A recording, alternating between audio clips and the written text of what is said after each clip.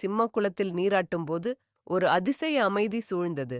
பரமசிவனே அந்த இடத்திலே கிழவர் வடிவில் தோன்றி சிறுவனுக்கு உபநயனம், பிரம்மோபதேசம், சிவ தீட்சை அனைத்தையும் அருளிச் செய்து அதே கரையில் மகாலிங்கமாக மாறினார்.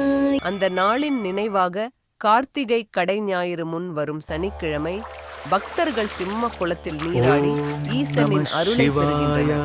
இன்றும் பலர் தங்களின் கனவுகளில் சிவபெருமான் பல்வேறு தெய்வீக ரூபங்களில் அருள் நிகழ்வுகள் காட்டியதாக பக்தியோடு பகிர்வது இதுவரை நிலைத்திருக்கும் ஒரு தெய்வீகம்.